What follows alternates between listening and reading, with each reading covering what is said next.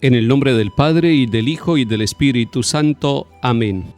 Con entrega, Señor, a ti venimos, escuchar tu palabra deseamos, que el Espíritu ponga en nuestros labios la alabanza al Padre de los cielos.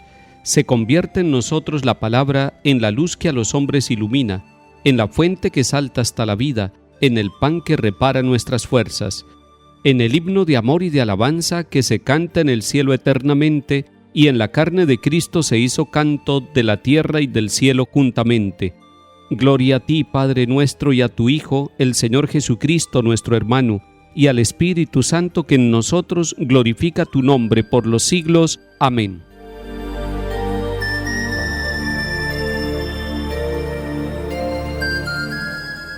Comienzo de la segunda carta del apóstol San Pedro, capítulo 1.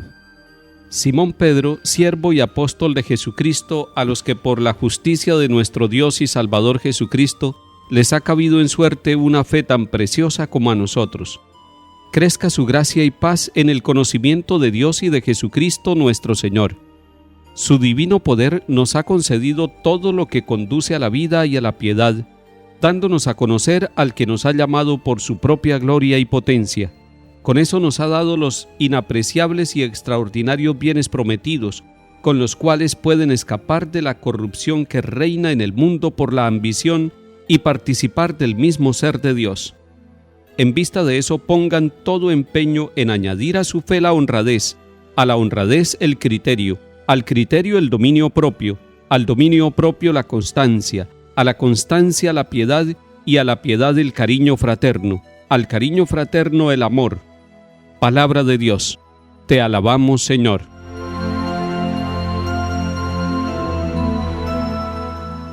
Empezamos a meditar para nuestra vida la segunda carta del apóstol Pedro. Tiene solamente 3 capítulos, y en este primer capítulo hoy se nos ofrece una iluminación para nuestras vidas. Dice que los bienes que hemos recibido por Jesucristo nuestro Señor nos dan la capacidad de escapar de la corrupción que reina en el mundo, pero además nos dice y nos enseña que la corrupción en el mundo hunde sus raíces en la ambición, que es la ambición la que lleva a que se desate la relación de corrupción en el ambiente personal y en el ambiente social. ¿Qué nos queda? Vivir la fe, pero vivir una fe que se prolonga, que se manifiesta de distintas maneras. Dice en este primer capítulo que la fe tiene que ir acompañada como de 7 cualidades más, pero además podemos interpretar que no son solamente acompañantes de la fe, sino que la fe se proyecta de esa manera. ¿Cuáles son estas proyecciones de la fe? Primero, la honradez. Interesante que nuestra fe se vuelva honradez y que una persona que tiene fe sea honrada.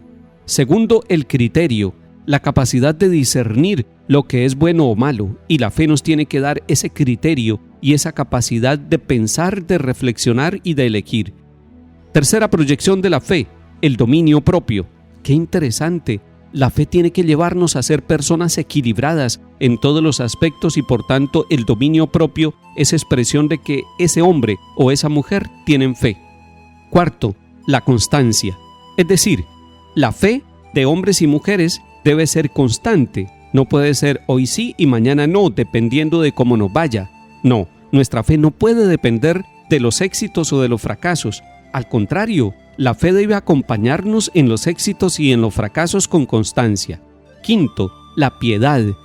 Es que la fe nos lleva a la oración, nos lleva a la piedad verdadera, a la piedad sincera, a vivir toda nuestra existencia alimentándonos con momentos de oración, de piedad, de compartir con los otros en la fe. Sexto, el cariño fraterno.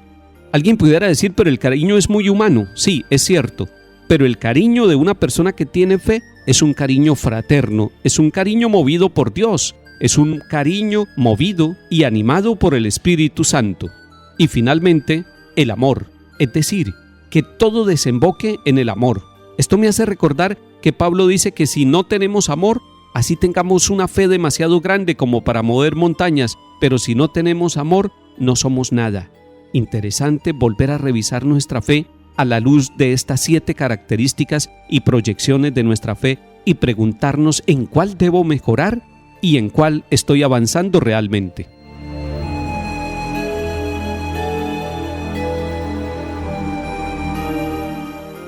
Salmo 90. Tú que habitas al amparo del Altísimo, que vives a la sombra del Omnipotente, di al Señor: refugio mío, alcázar mío, Dios mío, confío en ti. Se puso junto a mí, lo libraré, lo protegeré porque conoce mi nombre, me invocará y lo escucharé. Con él estaré en la tribulación, lo defenderé, lo glorificaré, lo saciaré de largos días y le haré ver mi salvación. Lectura del Santo Evangelio según San Marcos, capítulo 12. En aquel tiempo, Jesús se puso a hablar en parábolas a los sumos sacerdotes, a los escribas y a los ancianos. Un hombre plantó una viña, la rodeó con una cerca, cavó un lagar, construyó la casa del guarda, la arrendó a unos labradores y se marchó de viaje. A su tiempo envió un criado a los labradores para percibir su tanto del fruto de la viña. Ellos lo agarraron, lo apalearon y lo despidieron con las manos vacías. Les envió otro criado, a éste lo insultaron y lo descalabraron. Envió a otro y lo mataron, y a otros muchos los apalearon o los mataron. Quedaba uno, su hijo querido, y lo envió, el último, pensando que a su hijo lo respetarían. Pero los labradores se dijeron: este es el heredero, venga, lo matamos y será nuestra la herencia. Y agarrándolo, lo mataron y lo arrojaron fuera de la viña. ¿Qué hará el dueño de la viña? Acabará con los labradores y arrendará la viña a otros. ¿No han leído aquel texto? La piedra que desecharon los arquitectos es ahora la piedra angular, es el Señor quien lo ha hecho, ha sido un milagro patente. Intentaron echarle mano, porque la parábola iba para ellos, pero temieron a la gente, y dejándolo allí, se marcharon. Palabra del Señor. Gloria a ti, Señor Jesús. Jesús está en Jerusalén. Ha entrado al templo y muchos se han escandalizado, otros sienten alegría. Seguramente los más humildes, los más sencillos, los de corazón limpio se alegran de ver una autoridad como la que ejerce el Señor Jesús. Pero aquellos que ostentan una autoridad con arrogancia, con mando, con dominación, se sienten cuestionados y se sienten incómodos ante la presencia de Jesús. Pero Jesús ha descansado una noche y ha vuelto al templo. Y allí en el templo empieza a predicar y empieza a hablar con parábolas, una viña. Cuando escuchemos en la Biblia, viña siempre es la iglesia, siempre es el pueblo de Dios. Es una viña que tiene que ser cultivada, es una viña que le pertenece a Dios. Nosotros somos parte de esa viña, somos parte de esa labranza. La iglesia toda es parte de la labranza de Dios. Pero algunos quisieron adueñarse de esa obra de Dios y por eso mataron a todos los enviados y los apalearon, y al hijo, al heredero, también lo mataron. Y dice el Señor que hará el dueño de la viña, que es Dios. Se la quitará y se la dará a otros.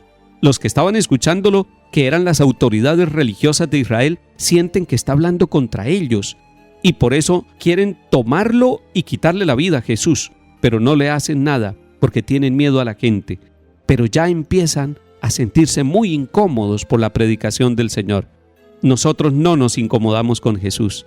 Queremos que Él sea el profeta de nuestra vida. Lo reconocemos como el hijo del dueño de la viña y nosotros nos reconocemos como la viña del Señor. Y queremos que el Señor siga hablándonos, siga cuidándonos, siga protegiendo esa viña que es cada familia y cada comunidad donde nosotros vivimos y trabajamos.